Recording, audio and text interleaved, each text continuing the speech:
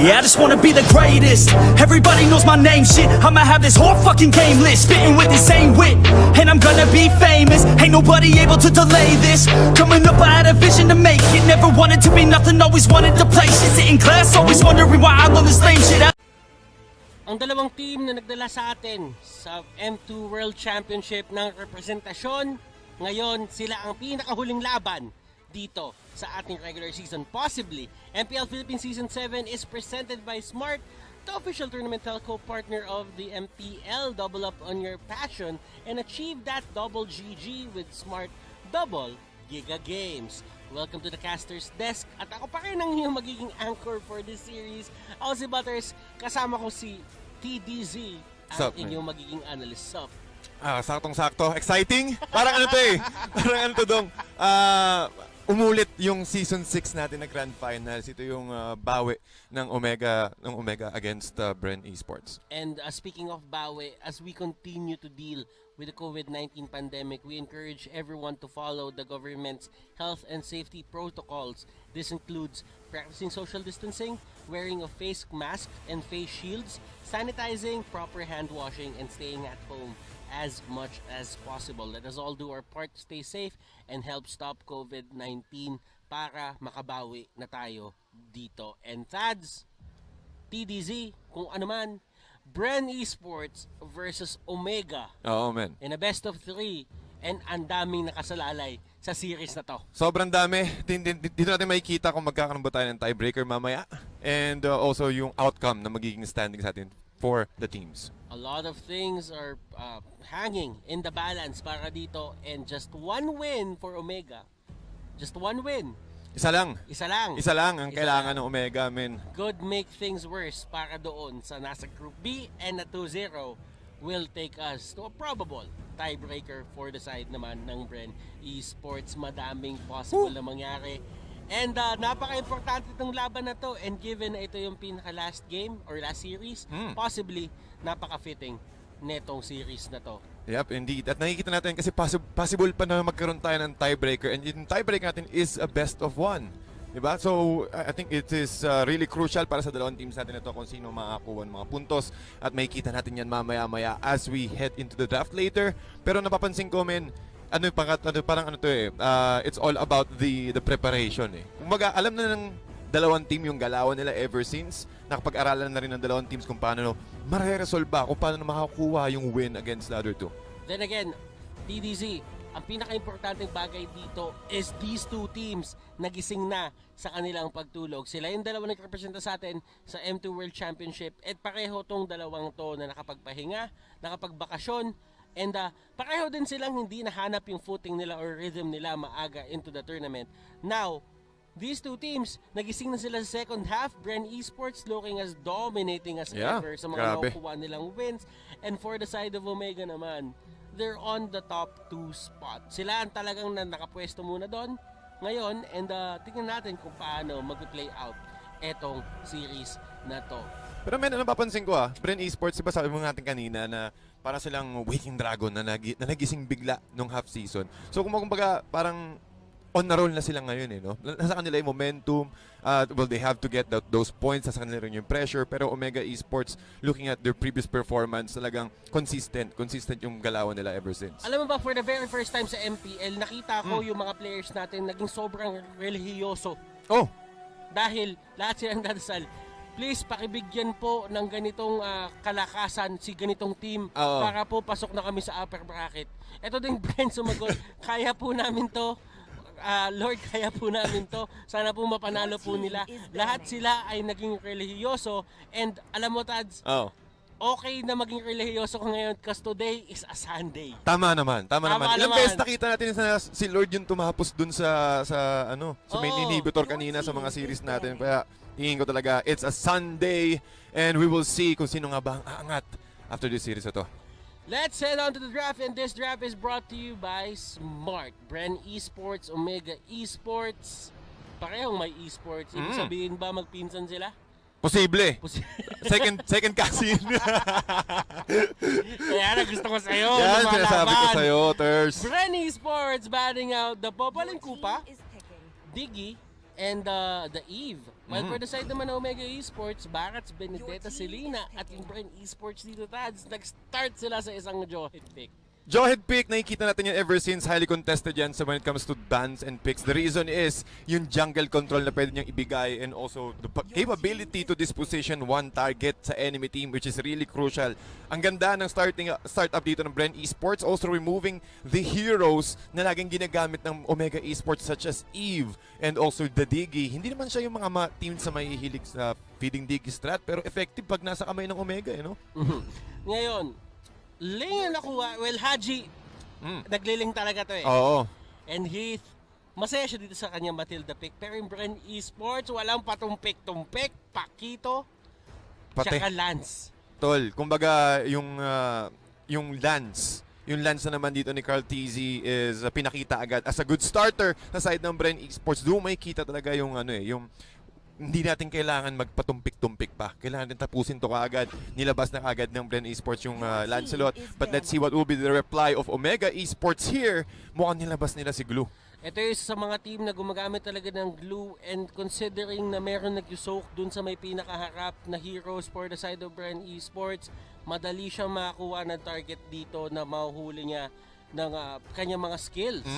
Grab lalo. Pati kung tutusin, once na nagkaroon ng opportunity dito si Glue na ma-take down or makakuha agad si Pakito or kung sino man target ng Omega Esports, mas madali nilang makaka-burst. Kasi with the mobility na pwedeng ibigay ng Matilda and also with the poise dito ni Ling, ang bilis makaresponde. So, it's all about pick-off yung sa first three picks dito ng Omega Esports. Alam mo, ginagamit ko si Glue eh. Ano man sabi ko lang sa kanya, napakalakas yung mag-zone. Yung anong part doon? Yung bomb, yung bomba niya, tsaka yung grapple niya dun sa bomba. Na given the idea na kapag tinamaan ka, masastun ka for a minuscule amount of second, tapos para mangyayari yung bomba pa pagka sumabog yun, marurot ka pa. So ang daming ways para humuli ng members dito sa side ng Bren Esports. And at the same time, kapag ginamit niya yung grab pa, yung possibility na mahatak ka sa isang malayong lugar at ma-isolate ka doon mismo sa may laban at ma-divide yung laban, napakalaking bagay din para sa isang Glue. Totoo yan. Pati yung territory, sabi mo nga kanina yung bomba, parang sobrang laki niya. Kumbaga, almost half ng isang lane, kaya niyang i-occupy. So, naninegate agad yung mobility ng Bren Esports dito. But look at the bans here. Thurs, Esmeralda, tinanggal ng Bren Esports. Tingin ko isa rin yung na kailangan nilang pang-control eh. Kasi hindi mo kailangan mag-rely dun sa Tempest of Blades ng Ling para makakuha ka ng CC. They need to get another hero na pwede mag-supply sa side lanes na merong CC, which is the Esmeralda. Farsa and Eudora ang tinanggal ng Omega Esports. Ayaw nila ng Jawhead Eudora combination na kapag ka na-ejector ka, may lightning arrow, tapos burst ka agad. Balik ka na lang sa sunod. Oo. Waiting ka ng mga 30 seconds. Waiting ka ng mga 30 seconds. Ganun talaga yung combination nila. For the side of Bren Esmeralda, ang una nila tinanggal and they're taking their time. 9 seconds in the timer at Angela ang hindi nila ibibigay.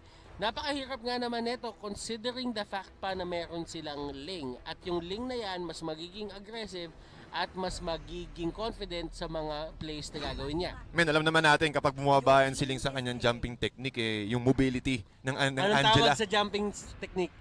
Depende kasi yan, tol. Depende kung sino gumagamit ng Ling. So, alam mo naman, mayroon jumping spider, di ba? Mayroon mga running rooster, di ba? Mga ganun. Pero kicking fish. Isa pa yan. Pero may mapapansin mo pag bumaba siya dito, parang standard na lagi natin nakikita, Angeling combo. Parang tinatanggal agad ng Bren Esports yung ganung mobility, yung power spike ni Ling na okay, sige, kailangan mo natin maghintay ng around mid-game para makakuha siya ng talagang stable na power spike sa side ng Omega Esports. Bren Esports, last 2 picks, Omega. Nag-formulate na sila ngayon sa mga possibility. Bren goes for a Kagura and then Alice. Okay. backsides. Kumbaga parang access sa backsides dito ng Omega Esports. Alam naman natin na kung sino yung magiging last pick ng Omega Esports, siya yung magiging mage, which is really important sa side ng Omega Esports. And having that capability na mag-deal ng damage sa backlines kaagad. Again, sobrang bilis ng doon. Semi-umbrella, open, plus yung flowing blood dito ni Alice, magiging open kaagad. And at the same time, ang talino ng Alice pick na ginawa dito ni Bren Esports. Kasi yung glue, yung mga chuplets yan. Mga chuplets. Yung mga chuplets si glue, mga gluplets. Gluplets. Mga gluplets. Pwede niyang gamitan ng blood oath yun eh. Oo, makukuha agad siya ng HP. Makukuha niya HP. Ganito kasi yon. Kung alam nyo kay Claude na yung Art of Thievery, kapag tinama mo yun sa glue na may kasama siyang mga gluplets, 10 stacks agad. Max ka agad. So ibig sabihin, natatamaan yon, and there's a possibility na natatamaan din yon nung mismong ultimate ng isang Alice Omega. Heading straight for Harris, ito yung sinasabi kanina ni Midnight na subsidiary core. Na secondary core siya na if ever man na hindi gumana yung Ling or gumana man yung Ling, meron pa silang isang klase na damage na pwedeng pumasok at pwede mag-outplay or mag-out-damage sa Bren Esports. That's true. Pati nakikita natin talaga Harith on the gold lane.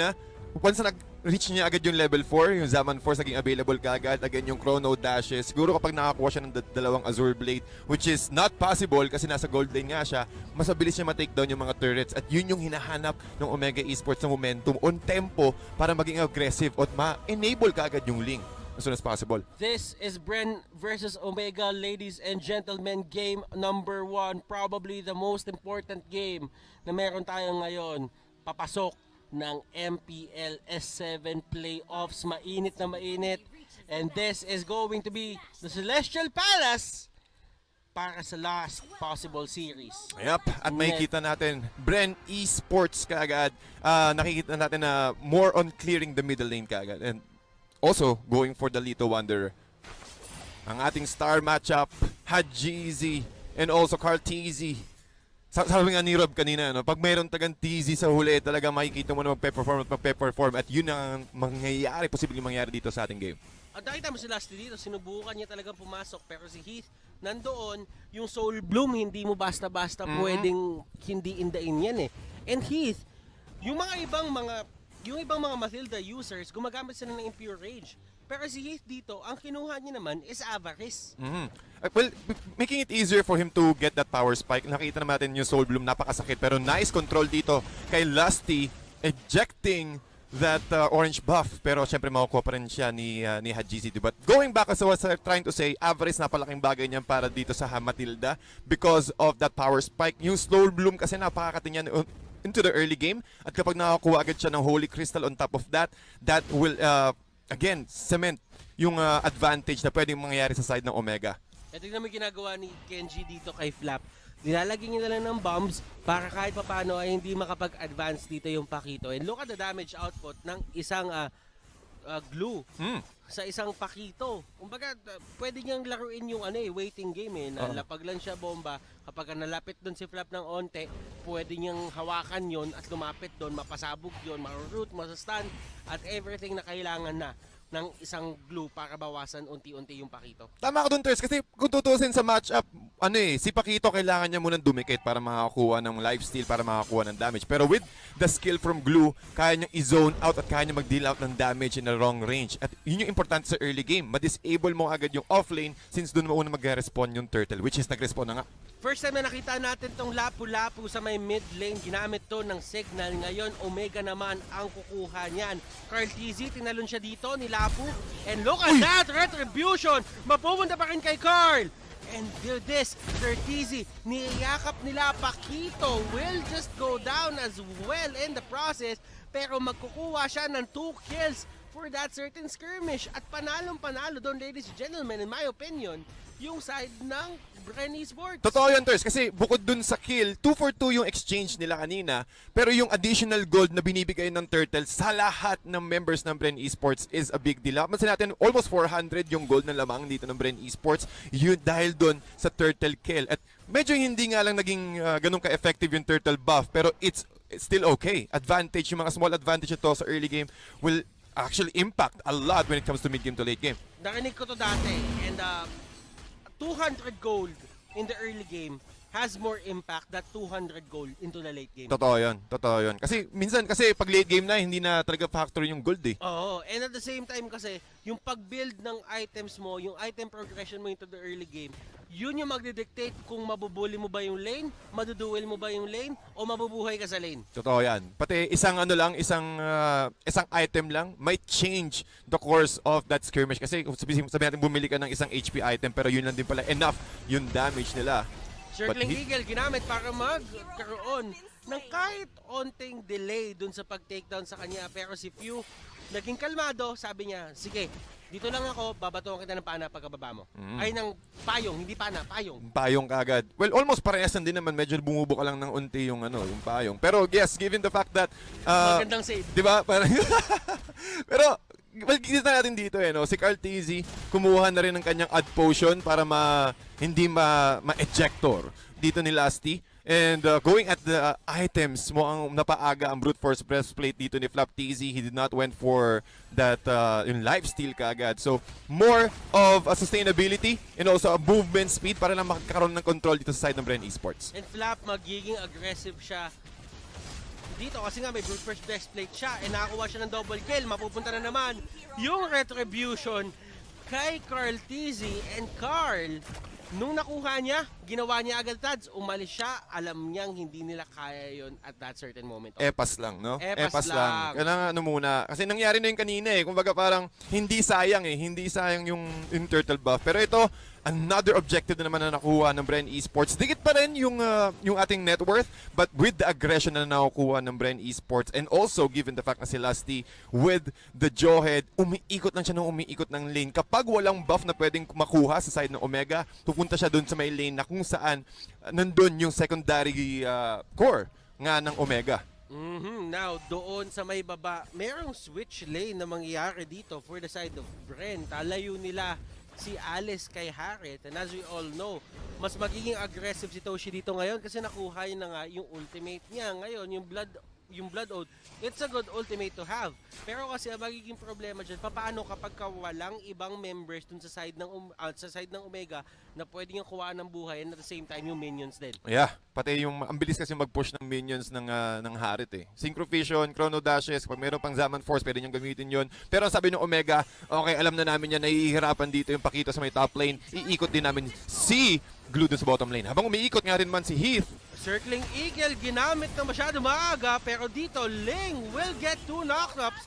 Mahuhuli na si Carl TZ. Uy. Lasty, tumatakbo, hindi kakayanin. Hajizi, the KDA machine, showing up sa laban na yon. ang bilis na ng movement dito ng OMG. Mapansin natin, isang Circling Eagle lang to start the fight and then meron pang Guiding Wind na talagang mahahabol yung isang member dito ng Bren Esports. And with that, OMG, nakakita sila ng magandang opening, able to take down the tier 1 turret of Bren Esports. So, alanganin kaagad yung purple buff dito ni Carl TZ. So, kailangan at least mag-delegate sila ng isa pang hero dun sa may jungle area ng Bren, sa may top side, para at least bantayan yung next purple buff. Kaya mapapansin natin si Lasty na din sa may turtle area, near the purple, ganun ka-importante yung next buff dito sa side ng Bren. Kailangan kasi nila ma-dictate kung kailan kukunin ng Omega etong turtle. Kung napapansin mo, si Carl wala pa siya sa area. Wala pa. Kasi kumukuha pa siya ng orange buff. Napaka-importante nito if you're Carl TZ, kasi nga hindi din ganun kaganda yung kill streak mo as of now. 3-0 si Hajizi, and that only means na mas marami siyang gold at marami siyang damage at his potential. And meron dito ang Bren Esports is probably dividing yung mismong laban. Kenji is here, Flap TZ lumalaban, and look at that, napaka-aggressive ni Flap. Pero magbaback off siya at that point kasi alam niyang hindi naman talaga niya punto na kumuha ng kill doon kasi gusto lang nila protektahan yung area ng turtle. That's true. Yung area ng turtle na nakikita niyo mga kaibigan, lahat ng brush na nasa area ng turtle is important when it comes to positioning, lalo't meron ng objective. Pero si Flap TZ again taking its the brute force breastplate to its full potential, magiging aggressive lang din siya dito. Habang naghahabang din si Hajizi going for a target. Pero but few, man, ginamit niya yung kanyang yun yung overturn rather. Ang ginawa ni Curtizy doon, kinut niya yung wave sa baba, tapos pinilit niya si Ribo pumunta doon sa other side. Ngayon, nung 4v5 situation na, tsaka sila lalaban ngayon and they have the numbers advantage. Ibig sabihin noon, mapupunta kay Haji yung Turtle mismo. Hindi rin nila afford na magkaroon ng skirmishes dun sa side na turtle buff kasi si Alice nandun din sa baba, naghihintay pa siya ng kanyang mga blood souls. Pero, with that disrupt from Hajizi earlier, naging play aggressive, naging confident yung Omega na sige okay lang, medyo malayo out of position dito yung mga members ng Bren Esports, we could capitalize with that. And with that gain from gold, unti-unti na nakukuha ng Omega ang kanilang mga vital items. Holy Crystal, maybe sooner or later makakuha na ng Holy Crystal dito si Toshi, and also the rest of the items for Hajizi. At mas nagiging malinis yung play ng Omega ngayon as compared dito sa Bren. Bren, ang dami nilang aggressive plays nung early game pero ngayon nagto-tone down sila kasi nakukuha na rin ng Omega yung items na kinakailangan nila. Siyempre alam naman natin, pag nag-reach tayo ng 10 minutes, nandito na most of the time yung start ng mga team fights. So getting that one item advantage against sa kalaban mo, ang laking bagay nun. And talking about items, Holy Crystal purchase na nga ni Toshi on top of that mystery shop. Pero with the movements from Bren Esports, they still waiting patiently na hindi mag-play aggressively. Kasi, again, respecting the mobility of OMG, mas mabilis makaresponde yung OMG when it comes to skirmishes. OMG, Toshi, Heath, nasa area na naman netong Lord. And this is going to be a Lord spawn in just 30 seconds. Haji and the others, ang ginagawa nila, sinushove nila yung minion wave papunta doon sa second turret ng side ng Bren Esports. Rebo popping the ultimate, pero hindi yun enough para pigilan yung push. Men, ang sarap sa tenga talaga ng Blood Own, no? Boom! Parang senyalis na rin yun sa OMG na, sige, magsialisan muna tayo, nakuha na natin yung objective natin, mission accomplished. So, kailangan nating i-take down yung mga sarili nating buff, which is what they're doing right now. Last T, nice attempt para ma-steal, pero di siya Ito na, kinapitan na, dinala doon and flicker out! Curtizy, bravest warrior, ladies and gentlemen! At doon nabawasan ng isang miyembro dito yung side ng Bren Esports. 4v5, Rebo half HP. Ang ganda nung ginawa dito ng Kenji. Kita mo natin yung kanyang grabing kanyang ultimate. Pinorse out niya lang si Lasty na wag kumulit dun sa may jungle area. Pero with that, one member lost para sa side ng Bren Esports. Mukhang humarang kadra naman ng Omega. Flap Dizzy, nasa harapan siya dito ng side ng Omega, and yung damage output na na-deal niya doon sa may link, hindi yun biro. Hindi biro, men. Hindi biro. Ang laking bagay nun. Pati with the current situation, Omega, sila naman ang nakaangat when it comes to net worth. 29k to 30.4, so 1.4k lead. Malaking bagay pa rin yan. And as we talk about the items, endless battle na kaagad, men, si Hajizi. Haji, kakuha niya ng DHS niya kanina. Ngayon may endless battle na. That is going to work wonders against yung mga tanky members sa side ng Bren Esports. Ngayon naman, kung makikita nyo si Paquito, may brute force breastplate siya at meron din siyang bloodlust axe. Si Carl Tizzy naman, nakuha niya na rin naman yung Heptasis at yung endless battle. So yung damage output ng mga teams dito is good. And at the same time, si Rebo meron na din siyang winter truncheon. So that only means ang lakas na ng fighting capability ng Bren. Kaya yung Omega dito, nagiging maingat na din sila sa pagpili na ng laban. Yep, medyo nag-tilt yung axis sa dalawang side since nakakuha na rin ng mga items yung Bren Esports, sabi mga kanina, Ters. At yun din yung pinaghahandaan nila. Malaking bagay yung Winter Truncheon para kay Rebo para mag-soak siya dun sa loob ng fights since the Lord has been respond. Yung timer na naka-activate yung Blood Ode mo is really beneficial para mag-push back lahat yung Omega. Magkaroon ng space dito ang Bren Esports, and with that space, doon makakapasok si Cartizzy. Kenji, Curtizy sa gitna, walang mauuli doon si Rebo. Pero doon sa may taas, ito yung nagiging advantage ng Omega. Merong split push capability ang isang Ling na kailangan i-take account ng isang Alice. Yung talagang ginagawa ng Ling, no? Kapag nag-group up yung mga kalaban, okay, sige lang, kayang-kaya ko man responde ka agad eh. But that pressure na ginagawa ng Ling na split push, you're also forcing the enemy team. Pino-force niya yung Bren Esports na, okay, kung hindi nyo i-defend to, masisiraan kayo ng mga turret sa top lane. At yun nga yung nangyari. Tier 2 turret na wala na kaagad sa side ng Bren Esports, pero yung control pa rin ng Omega is naghihintay pa rin sila dun sa may Lord area. Pero men, kita mo naman yung galawan ng Bren Esports. Talagang kalmadong-kalmado. Alam nila kung ano yung mga power spikes nila eh. Power spikes wise, Bren, they are actually at the tip malapit na. Kayang-kaya na din nila i-take down dito yung Omega. At yung Omega naman, kanina pa sila nandun. Pero the fact remains, hindi nila ma-secure tong Lord para sa side nila. 12 minutes in na, this is a Luminous Lord, and this is going to be vital for both teams na ma-secure nila. Yep, makikita mo kung gaano kaingat at kung gaano pinapahalagahan ng dalawang members dito yung current standing itong Sana game all. 1. 3-6! 3-6 pa rin mga kaibigan. 13 minutes and 17 seconds. Sana all nga naman talaga, ano. Pati, kita mo yung ingat sa Lord. Mapapasana all ka talaga eh. Kaya, ang mangyayari, Bren Esports na lang ginagawa nila. Okay, mag-take muna tayo ng konting objective since nakikita natin yung Omega nag-i-stay din sa may Lord area.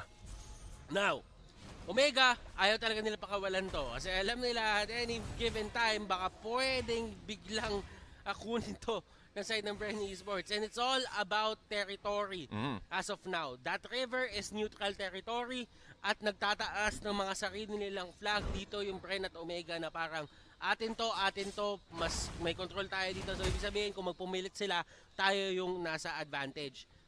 Ang laking bagay kasi nun. Kasi Bagay nun. once na pinilit nung isang bagay, yung isang mag-force ng reaction rather, or rather skirmishes sa side ng Bren Esports, dun yung magiging advantage ng Omega. We're talking about crowd control. We're talking about the damage output na pwedeng ibato ng Omega. We're talking about the Zaman Force specifically. Again, ang daming pwedeng gawin na control ng Omega, given the fact na meron silang Bravest Fighter, meron silang Raging Slash, and also he had GZ with the finishing kill. So, Bren Esports, kailangan lang nila makahanap ng isa pang magandang opening. At talking about opening, si Lusty ang magiging primary, yun ang magiging primary job niya para makakuha ng opening dito. Makapag-ejector ng isa, and also displace at least one target, or kahit si Heat or kahit si Kenji.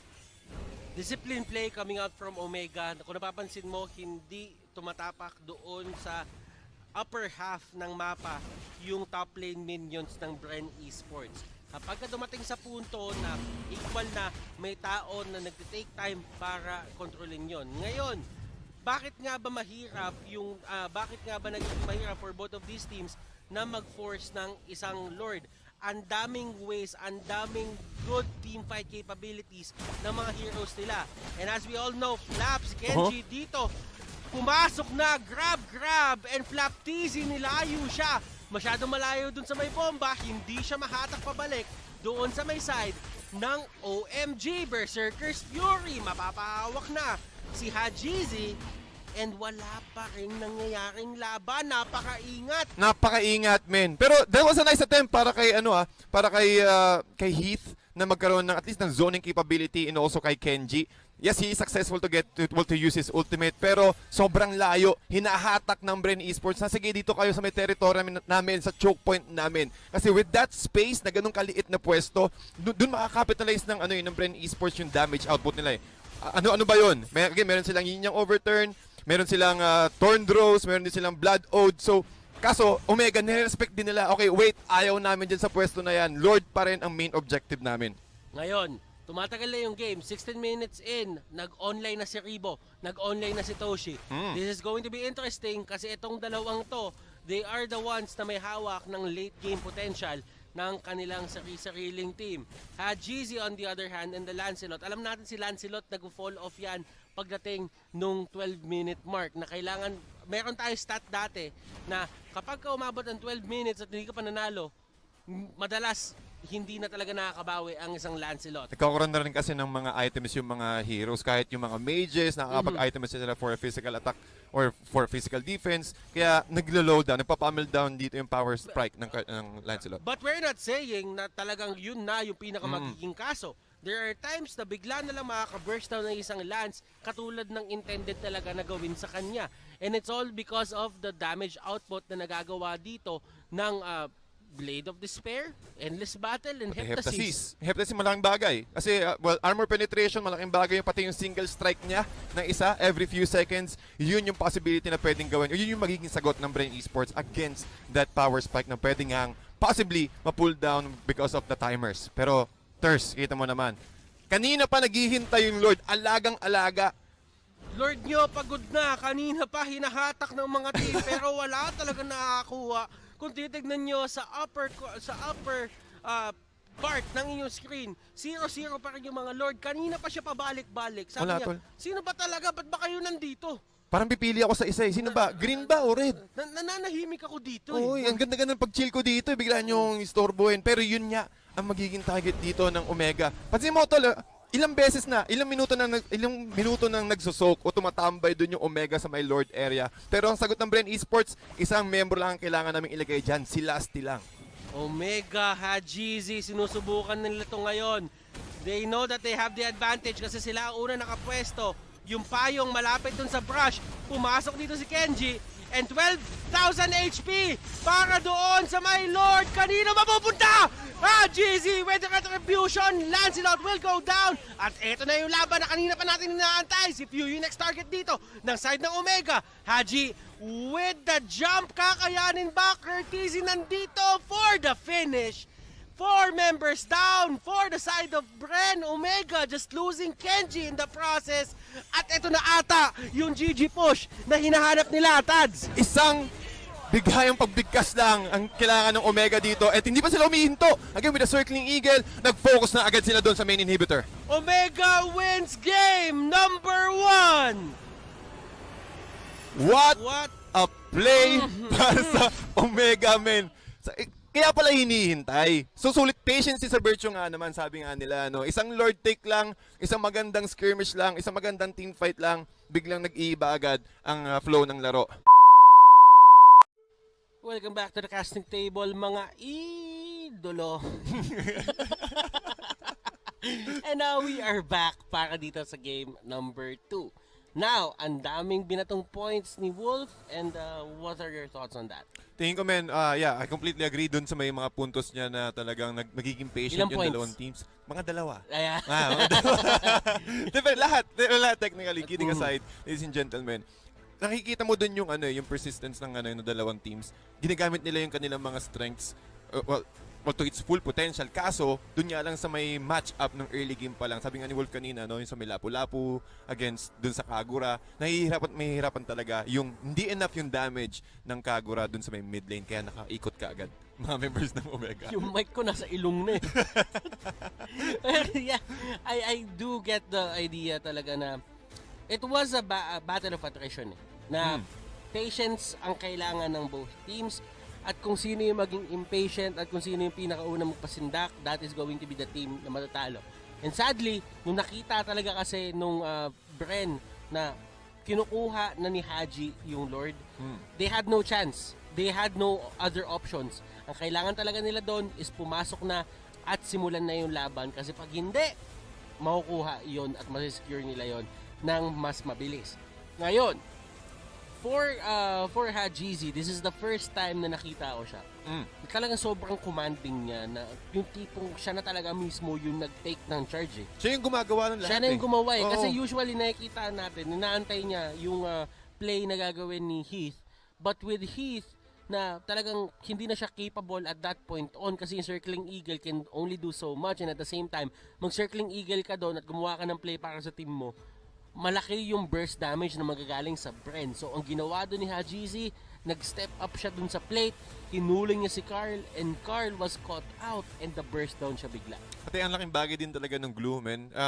Well, technically, mas nakita ko yung capability ng glue ngayon. Kasi, once na nakasanib yung glue sa isang member ninyo, as a Bren, on a Bren's POV perspective, hindi mo pwedeng atakihin yung glue eh. Kasi pag inatake mo yung glue, yung main na hero na sinaniba niya, mababawasan din.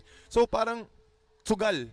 And automatically kasi, Tads, kapag sumanib yung glue, hindi mo siya pwede atakihin kasi babawasan mo din yung member na, alam mo yun, na sinaniban niya.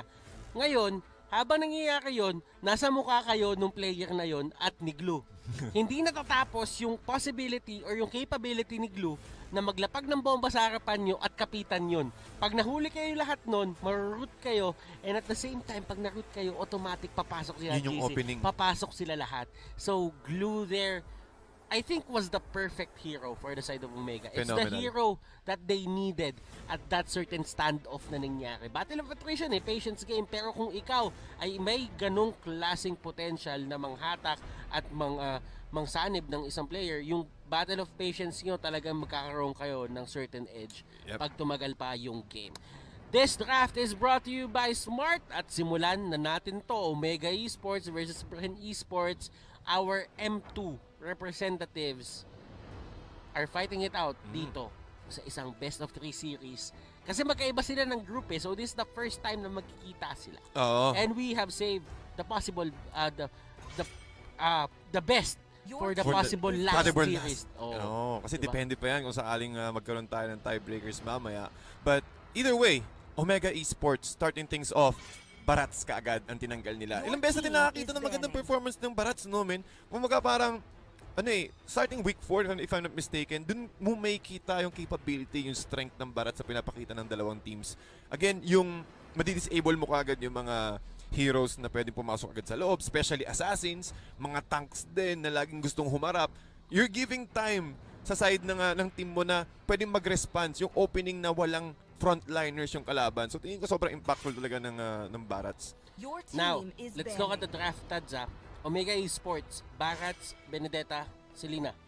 Doon naman sa side ng Bren Esports, Diggy, yan yung pinakaayaw nila, Mathilda, and the Jawhead. So, as we all know, Omega, gumagamit din sila ng Diggy strategy.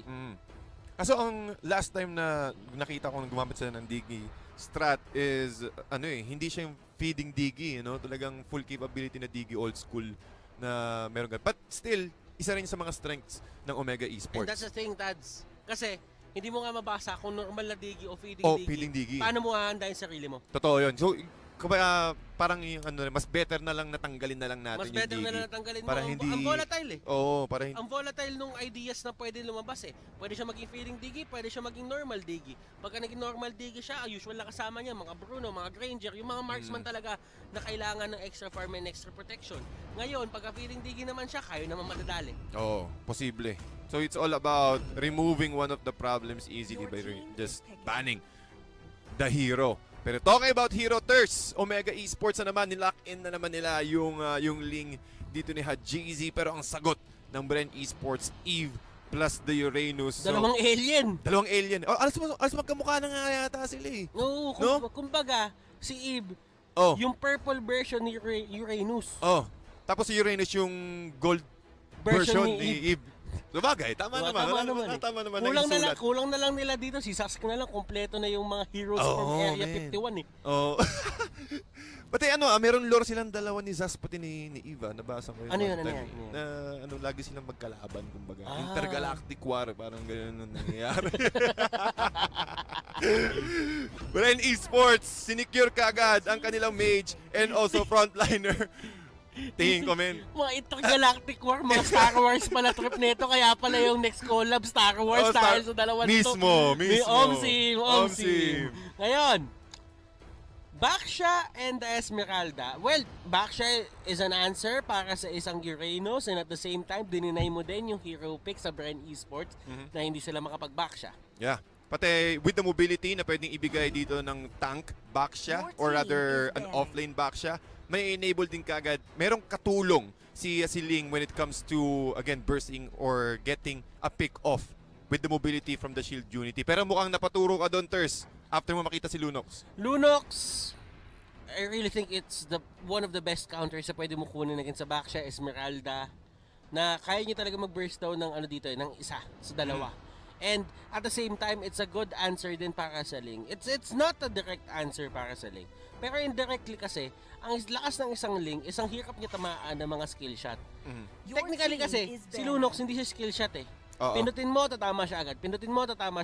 Kahit gaano pa kakulit yan, pindutin mo lang ng pindutin. Pati magkakaroon din siya ng at least a frame, invisible frame na gamit yung kanyang Order of Brilliance na pwede niyang i-dodge yung Tempest of Blades o yung burst capability ng isang Ling. So, pwede siyang mabuhay, bukod dun sa kanyang Chaos Assaults na pwedeng makapag-damage o mag-penetrate dun sa magic armors ng Baksha and Esmeralda. Meron siyang way na at least ma-prevent. Magkaroon siya ng second life or another opportunity para makatakas against the Ling. Luyi ang tinanggal ng Bren Esports. Ayaw nila nang makakita ng isang Luyi na kumpol-kumpol. And at the same time, mahirap din yan sa mga diversion plays na pwede nilang gawin. Kasi the moment na may diversion play, you can always be sure na may taong magsusubok hulihin bigla dito yung Eve. Yeah. Pati yung yung opportunity na meron kaagad rest back yung Omega Esports. Nakikita natin ever since, Pati yung with the crowd control from the rotation plus the dispersion combo, napakasakit nun. Lalo kapag yung hero mo o yung hero na gusto mong i-pick sa 4th and 5th pick mo is talagang mga heroes na sumasalubsob. But Bren Esports naman, syempre safety. Mas maganda pa rin na i-remove natin yung Angela dito since hindi pa rin nakaka-pick ng mid laner ng Omega Esports. Tanggalin na natin yung Angeling combo. Ngayon, Omega, ang kanilang last ban ay isang Estes. Kinuha nila yung Kufra for the side of Bren Esports. And magiging magandang panghuli to, and at the same time mapipilitan na si Kurt or kung sino man gagamit ng Esmeralda na kumuha ng Purify. Yeah. Almost always certain na parang mas gusto mo nga kumuha dito bigla ng flaker para maabot yung mga tao sa likod kung hindi talaga kaya ng Falling Star Moon. Pero with this, yung control kasi na meron yung Kufra, tsaka yung Ling, mahirapan din mag-dash in dash out dyan. Pati, again, one of the hard counters para sa Ling, and pati mapapansin natin yung first 3 picks ng Omega Esports, karamihan mga melee, yung mga melee heroes eh. So, kung sakaling first 3 heroes ng kalaban, 3 melee ka agad. Again, yes, tanky siya, marami siyang crowd control. Mas maka-counter mo kaagad, meron kang sagot na hindi ka mahihirapan since it's also a tank. Mas magkakaroon ka ng reach para ma-take down kaagad yung mga heroes, mga mobile heroes such as the Hayabusa and the Ling. Omega Esports going straight para doon sa Chang'o at sa Hayabusa. Men, nakukulangan ako sa CC dito sa Omega Esports. Yes, merong Falling Star Moon. Meron din siyang Shield Unity na stun, pati yung sa Tempest of Blades. Pero against Bren Esports na meron silang hard CC with the Kufra and meron din silang real world manipulation, ang pwedeng gawin dito ng Omega Esports is go straight sa backlines ng Bren Esports. Pero hindi naman yung naging sagot ng Omega Esports. And ngayon kasi ang Hayabusa dito, yes, kulang sila. Yung Hayabusa pick, nagkulang sila sa control. Pero kasi ine-expect na ng Omega Esports na kukuha na ng Claude yung Bren . Kasi dininay nila yung Lance, and kung kukuha man ng Granger dito yung Bren Esports, nakaling sila towards into just controlling the skirmishes. Sorry about that. Ngayon, if ganito yung magiging setup, mas magiging madali para kay Haji at kay Kurt hulihin etong Claude. Baga parang magkakaroon sila ng kung sakaling, okay, magbe-blazing duet si Claude dito, pero kapag nakaka-receive na ng madaming damage ka agad si Claude, mapupwersa mo agad siya mag-BMI out eh. So isa siya, kung wala kang knock-up, yun yung isa pa sa mga paraan na pwede mong kontrolin yung damage output ng Bren Esports. Which is really true. I love your point, Butters. Talagang full damage ang magiging roster dito ng Omega Esports against Bren Esports. But when it comes to team fight and control, medyo lumalamang ng bahagya dito sa side ng Omega Esports versus Bren Esports. Parehong may esports sa pangalan. And this is game number 2. Walang connect yun. Walang connect yun, pero pasok. Pasok na Pasok pa rin. Pasok na rin. And Kenji, ang gagamit ng Esmeralda, kung papansin ninyo, and Curtizy, this is going to be as mid lane Hayabusa. So hindi siya magiging side lanes or rather gold lane. Okay, nakikita na tayo, nakakaroon na tayo ng mga unting matchup when it comes to lane adjustments, lane predictions.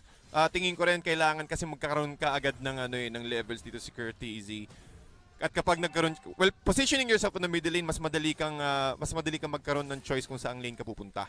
Alam mo, Tads, we should be more surprised sa ginagawa nila dito ngayon. Pero sa totoo lang, with all the things na nakita natin from the other teams, kung sino nga ba yung pwedeng gamiting mid laner sa hindi, hindi na tayo nagulat. Hindi na tayo nagulat. Kitang-kita na agad. Kumbaga, prediksi na agad dito. Easy prediksi. Pero Thurs, sa mid lane, nakikita mo agad yung presence ng ng Hayabusa. Hindi siya yung Hayabusa na, okay, magsasoak muna sa isang lane, hintayin mo yung mga members mo, yung susugod para sa inyo, para mag-assist. Pero siya mismo yung gumagawa ng play. Pero kung napapansin mo dito, merong rotation na gaganap for the side of Omega. Pinipilit lang nilang palabasin si Curtizy sa sarili niyang jungle. Carl with the blazing duet. Dito, mababa ang kanyang buhay, pero that is going to be Kurt. Taken down by Carl. Double kill para sa isang Claude.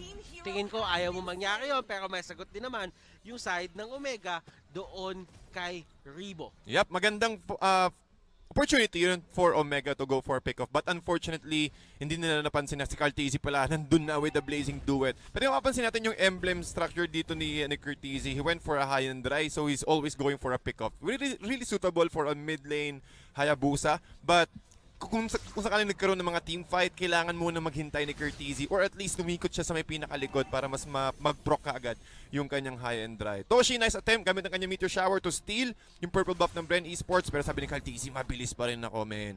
Mayroon akong stock ng aking Art of Thievery.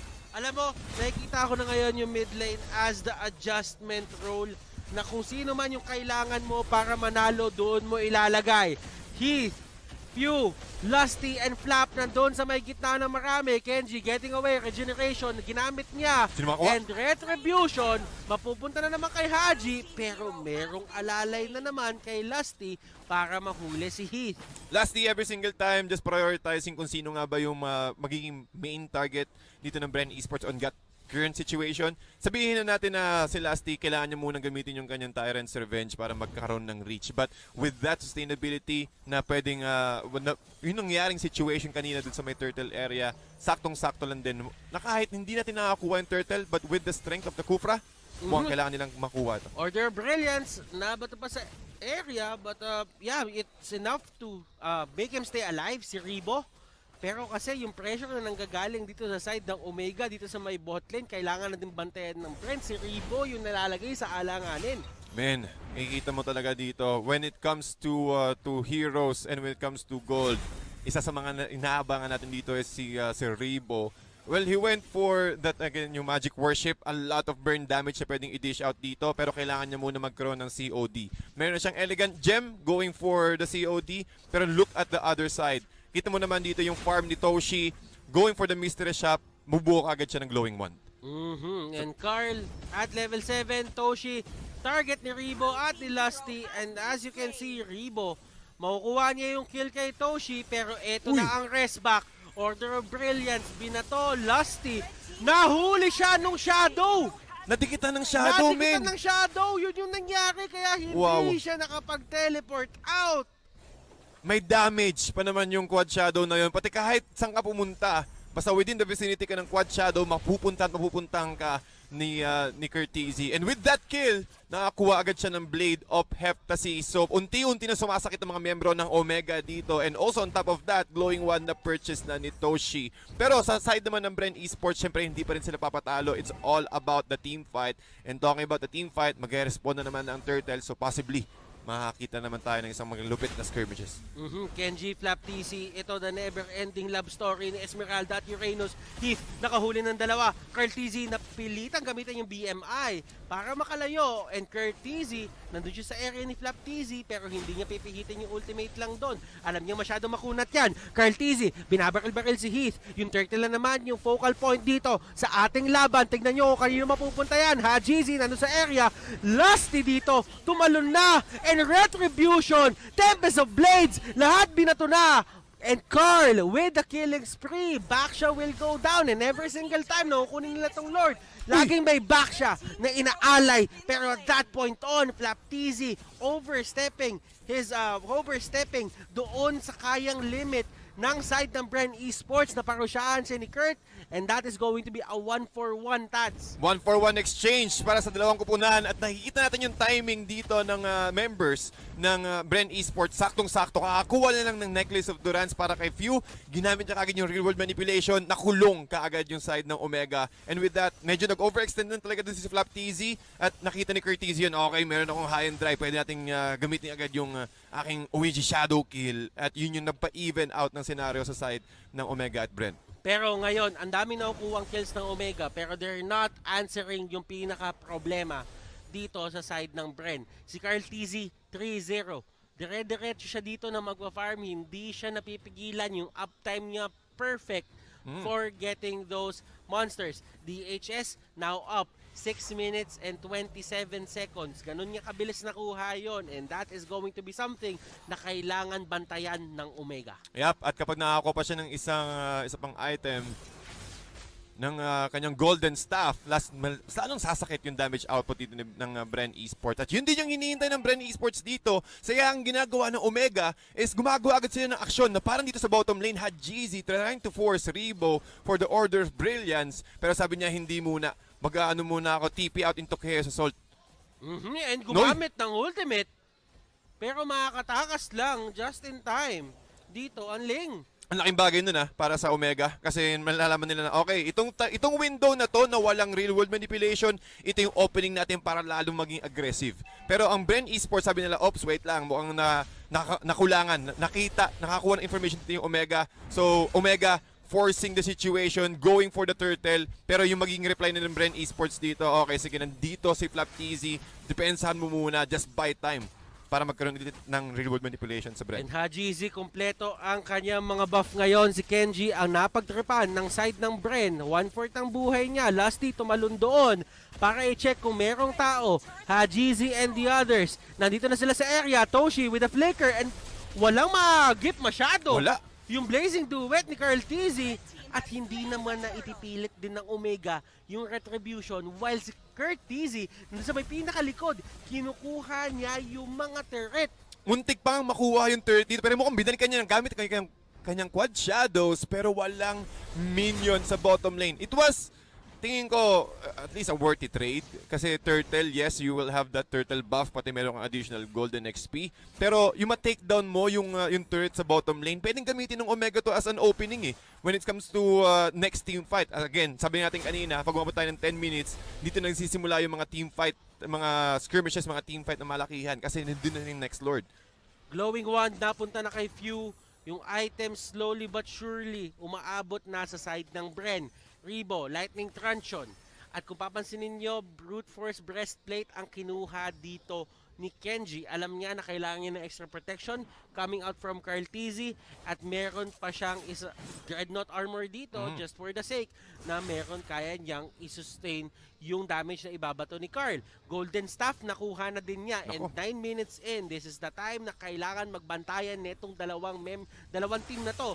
Kasi sa totoo lang, unti-unti na din nagkakaroon ng items yung Bren Esports, Shadow Mask, nakuha na din ni Lasty at ito na nga yung peak time. Yeah. Pati makikita mo, ang ganda ng pagkaka-itemize pero mukhang nagkaroon ng shadow. OG kill. Carl TZ muntik pan mamatay. Ang ganda ng timing ni Carl doon.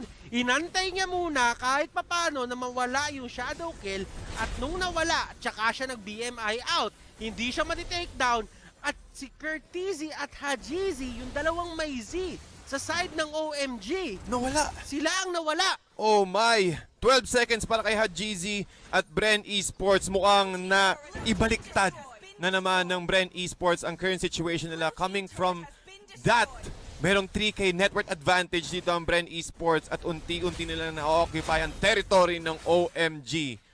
But with that, Lord, nag-respawn others. Ang ganda ng play na ginawa ni Carl TZ doon.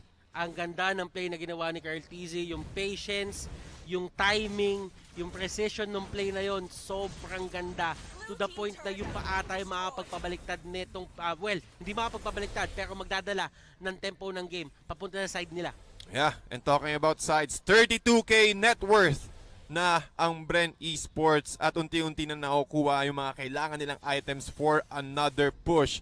As we wait for the next objective, yung Lord nag-respond na at siyempre ini-ignore pa rin ng OMG at Bren since meron silang information kung nasan yung ibang members ng kalaban nila. And also yung top lane nagpupush so kailangan pang i-repel to ng OMG. Ngayon, kailangan na rin nila ditong kailangan na nila dito si Kenji. At habang nangyayari lahat to, si Carl nandun sa may Lord area, ito yung isa sa mga innate abilities ng isang Claude. Hindi alam to ng side ng OMG pero nakakuha na sila ng idea, tumalon-talon siya doon pero hindi na enough time yon para i-contest pa yung ginawa ni Carl. Level 15 na siya while si Hadjizi is at level 13. So in terms of retribution, mas mataas ang pinoproduce na retri damage ni Carl as compared kay Haji. Kaya kailangan talagang maghabol ng Omega ngayon when it comes to this. Kasi unti-unti na nagkakaroon ng items, Force Breastplate. ang nakuha dito ni Kyle TZ and Oracle na rin para kay Flap TZ. So meron talagang standard na frontliner ang Bren Esports at kailangan nilang talagang mag-abang ng magandang opportunity para makakuha ng isang magandang blazing duet. Pero kita mo naman, Ters, hindi nagtitipid ang OMG. Meteor shower kaagad para kay Toshi. At ayan, nagkakaroon na ng laban dito, ladies and gentlemen. The Lord is in the area and Hajizi with a sliver of HP. Tempest of Blades gagamitin niya para makatakas. Baptizi and the others. Grabe yung sustain na pinapakita. Few, Rivo, Carl, nagtutulak na sila dito ng mga turrets and eto na yung mga TPs and this is going to be game number 2. Wow. Favoring the side of Bren and this is probably 1-1 and tignan mo yung mga TP na lumalabas. Ganon lang kabilis. Parang nangyari nung game 1 at isang Lord lang men ang katapat after that very long patient game. And this winning moment is brought to you by Head and Shoulders.